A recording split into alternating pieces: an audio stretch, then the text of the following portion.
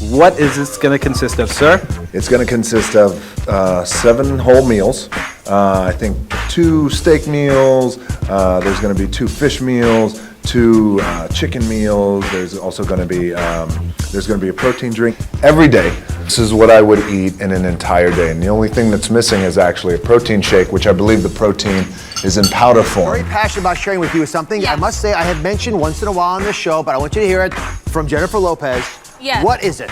Water.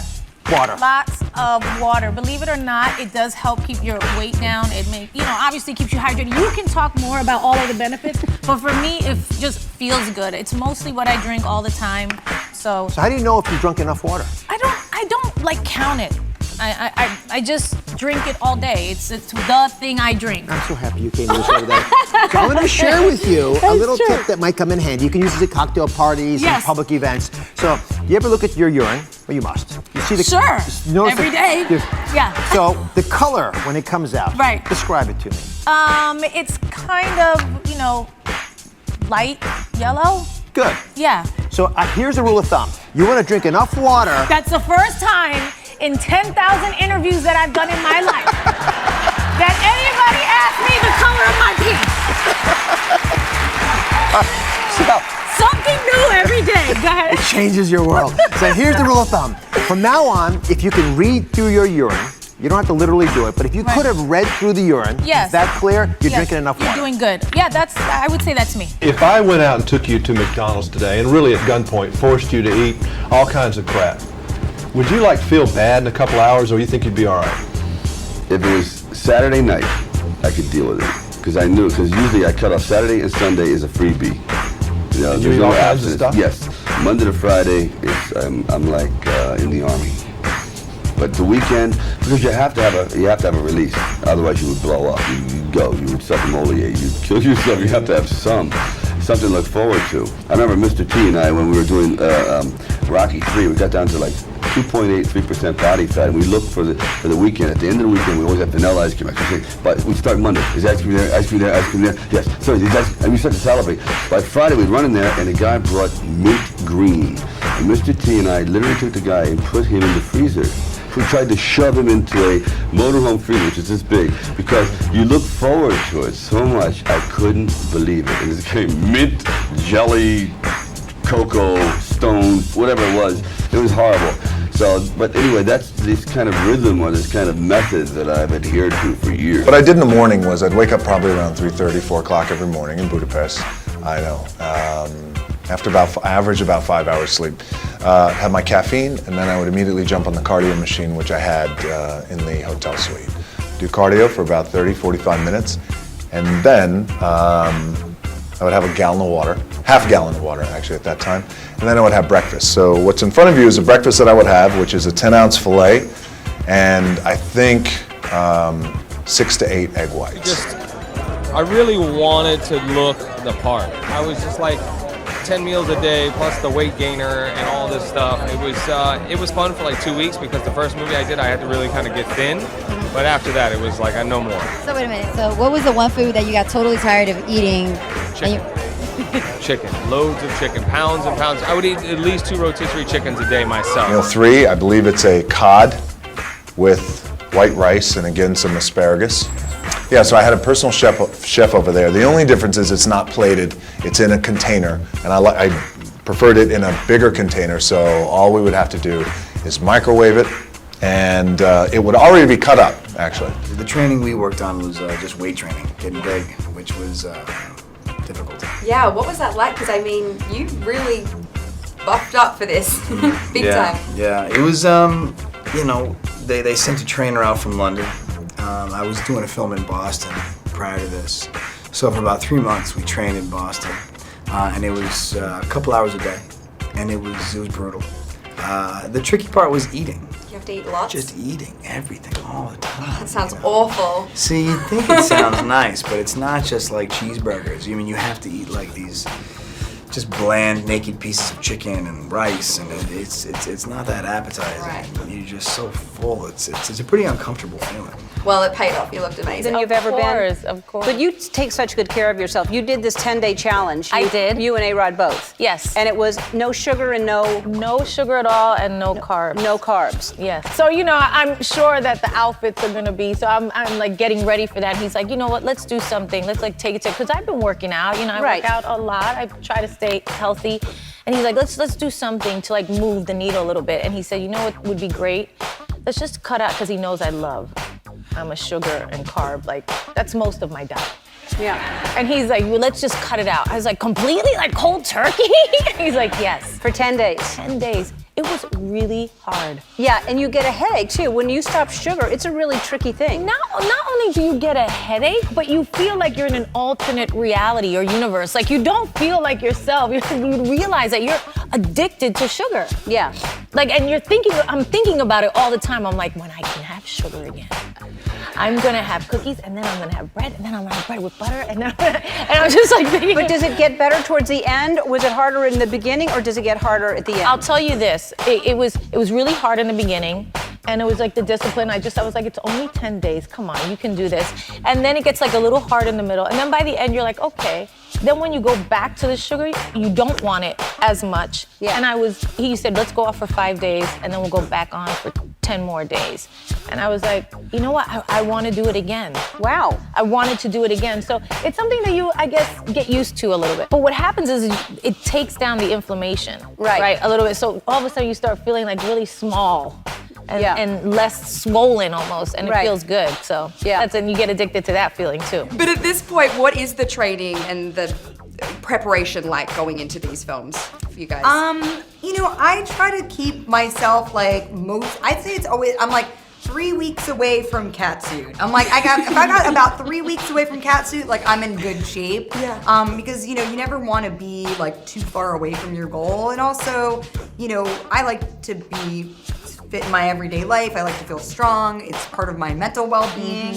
And I like to have physical goals for myself too. And I need that time to like just focus on something that's not work related. And you know, that's kind of my sort of meditation, is being able to go to the gym and work it out there. And so I always say it's about 3 weeks from Okay. I will just ditto that. And I love that. 3 weeks from that. Like, I love that. I'll never get further away than that. Than 3 weeks, if you know you can And snap. it's too hard. You can't wait. Like at this time in my life, I'm like, I know if I go beyond the 3 week rule, then I'm never looking back. Like it's gonna be too hard. I feel like I'm sitting across from an athlete right now. Like you still have the size on you. Yeah, a little bit. I tried to keep it. I'm not bad. You know what I'm saying? You're not, I'm not. It I'm looks not like bad. it. Yeah, but it's Photoshop.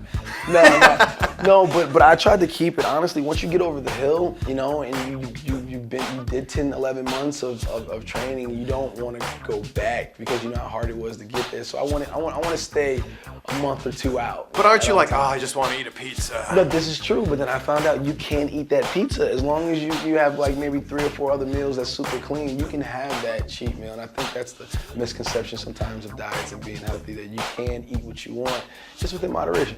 Look, the other funny thing about doing these kind of, you know, genre action movies is you don't want to be the tubby guy.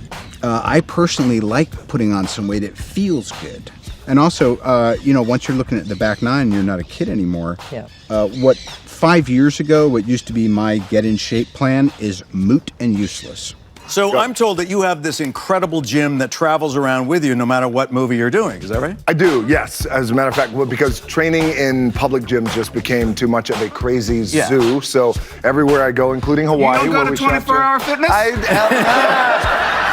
Me and 24-hour fitness, it just turned into this circus. Yeah, so stop that. So I figured the easiest thing for me to do was just to create a gym and make sure that it travels with me everywhere I go, because then it eliminates excuses. Yeah. And you were there in Hawaii. Oh, yeah. Now here's a picture. Same with me. I travel with my gym wherever I go. Can you see that?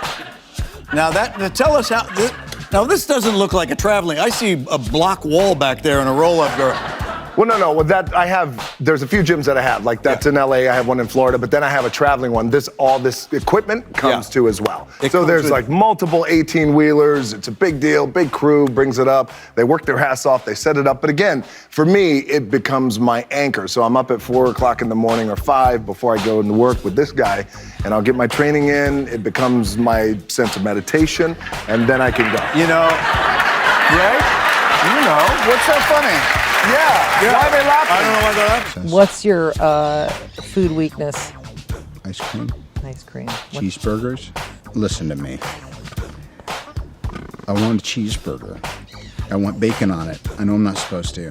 I want a lot of cheese. I want Thousand Island. I might even put some Mulberry Street pizza oil on it. If I could eat whatever I wanted every day, I would have Domino's pizza with pasta carbonara inside every slice. I'm so glad you asked this. And at night, I would have Neapolitan ice cream until I felt absolutely toxic.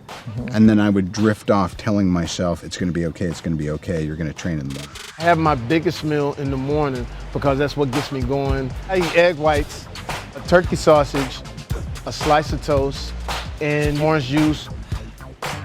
For lunch, you know, we'll have Brussels sprouts, bacon if you want it, salmon, a little bit of rice, and then that evening, then it's like a good steak, back to the vegetables, and you can eat that over and over again. You can eat as many blackberries as you want. You can eat that constantly. Like if you need fruit, I eat a lot of blackberries, and a lot of times I don't like just water, because when I was a kid, we was broke. We didn't have money to buy Cokes. I remember my grandmother would buy a 6-pack of Coke and say, "This will last us till September." I was like, what? It's June. Yeah. She would give like a cup of Coke like every other Sunday. So I would always have to drink water. So sometimes people don't like water.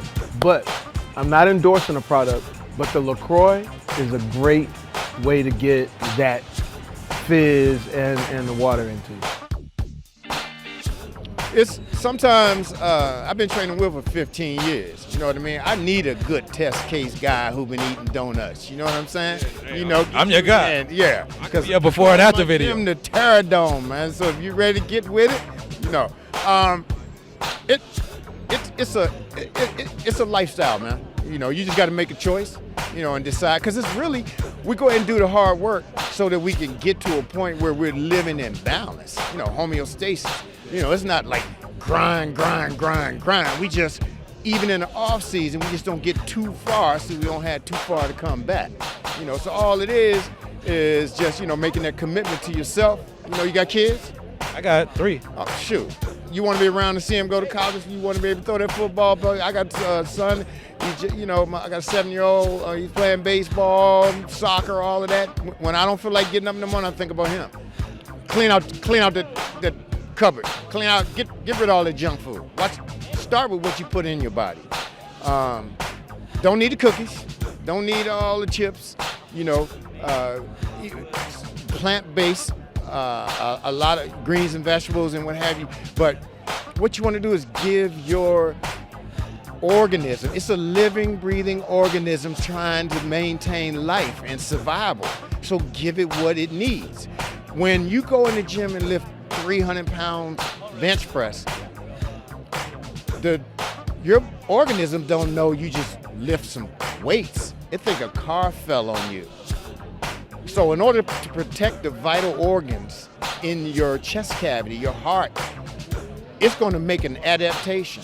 Contractile proteins are going to get together and make your chest grow. That's how dudes get, that's why your chest is growing. Your body is adapting to that load. So all you have to do is create a situation for your body to understand that survival is paramount to you, and your body will respond. So you go lift, you go work out, you go run, you got to feed it what it needs in order to make the adaptation. If you go eat chips and dips, it don't, right. I tell you what, you got an Indy 500 car and you put toothpaste in the gas tank, or you just put it on the track and the fuel injectors are clogged, right? What'd you expect? When you get to putting around the track, whose fault is that? Right, so I would tell your audience, start little, man. You know, look in the mirror and say, I'm gonna do this for me. It's not as hard, man. Daryl, man, you done dropped a lot of jewels. I done spoke to a lot of trainers. I never heard somebody really talk about putting the mind and body together. I know why Will trains with you, man. You're a great guy. Pleasure. Thanks for the time. Thank you.